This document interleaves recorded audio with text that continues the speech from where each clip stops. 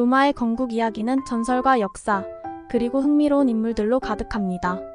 그 시작은 트로이 전쟁에서 비롯된다고 해도 과언이 아닙니다. 트로이의 왕자 아이네이아스는 트로이 멸망 후 몇몇 생존자들과 함께 이탈리아 반도에 도착합니다. 이 여정에서 아이네이아스의 아들 아스카니우스는 알바 론가라는 도시를 세우고 이 도시의 후손들이 로마의 기원이 됩니다. 시간이 흘러 알바 론가의 왕 누미토르가 동생 아물리우스에 의해 왕위에서 쫓겨나고 누미토르의 딸 레아 실비아는 강제로 베스타 여신의 여사제가 됩니다. 여사제는 결혼하지 못하게 되어 있었지만 레아 실비아는 전쟁의 신 마르스와 사랑에 빠져 쌍둥이를 낳습니다. 이 쌍둥이가 바로 로물루스와 레무스입니다.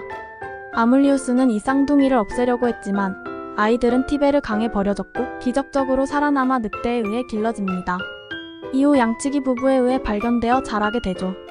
성인이 된 로물루스와 레무스는 자신들의 출생 비밀을 알게 되고 아물리우스를 물리치고 누미토르를 왕위에 복귀시킵니다. 쌍둥이는 새로운 도시를 세우기로 결심하고 도시의 위치를 두고 다툽니다. 결국 로물루스가 레무스를 죽이고 도시를 로마라고 이름 짓습니다. 이 사건은 기원전 753년의 일로 로마의 건국 연도로 기록됩니다. 초기 로마는 작은 도시국가로 시작했습니다. 로물루스는 강력한 군주로서 인구를 늘리기 위해 주변 부족의 남자들을 받아들였습니다.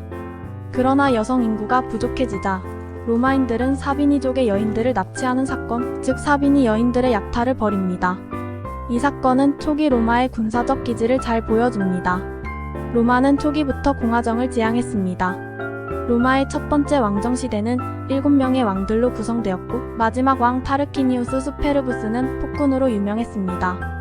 그가 축출된 기원전 509년 이후 로마는 공화정을 선언합니다. 공화정 시기 로마는 독특한 정치체제를 발전시켰습니다. 2명의 집정관이 최고 권력을 나눠 가졌고 원로원이 중요한 의결기관으로 자리 잡았습니다. 초기 로마는 이웃 도시들과 끊임없는 갈등을 겪었습니다. 에트루리아인, 사비니인, 라틴족 등과의 전쟁을 통해 로마는 군사적 역량을 키워갔습니다. 특히 에트루리아인과의 전쟁은 로마의 군사 전략과 기술 발전에 큰 영향을 미쳤습니다. 로마는 점차 이탈리아 반도의 주요 세력으로 성장하게 됩니다.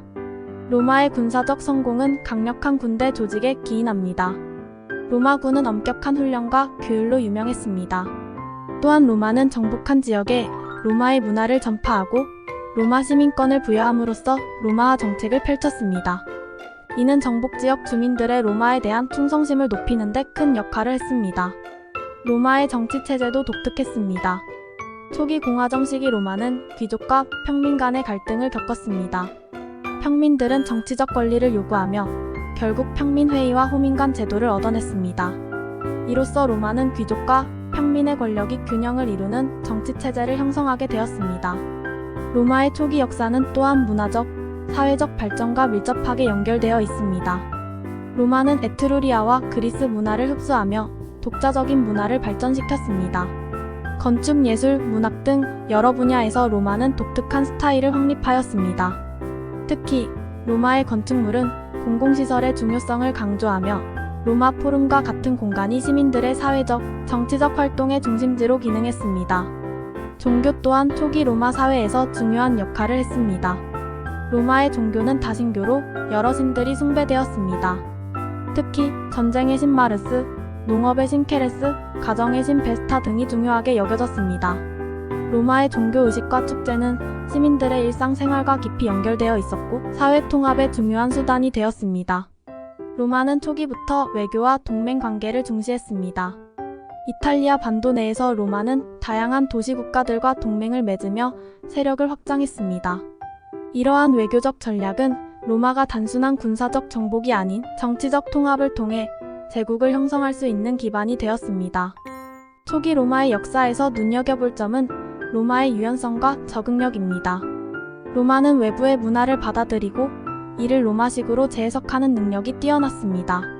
이러한 문화적 포용성은 로마가 거대한 제국으로 성장할 수 있는 밑거름이 되었습니다. 로마의 초기 역사는 단순히 하나의 도시국가가 성장하는 이야기가 아닙니다. 그것은 전설과 역사, 군사적 성공과 정치적 혁신, 문화적 융합이 어우러진 복합적인 이야기입니다. 로마의 시작은 비록 작고 혼란스러웠지만 그 안에는 강력한 성장 잠재력과 독특한 문화적 정체성이 자리 잡고 있었습니다. 이러한 요소들이 결합되어 로마는 세계사에서 가장 영향력 있는 문명 중 하나로 자리매김하게 되었습니다.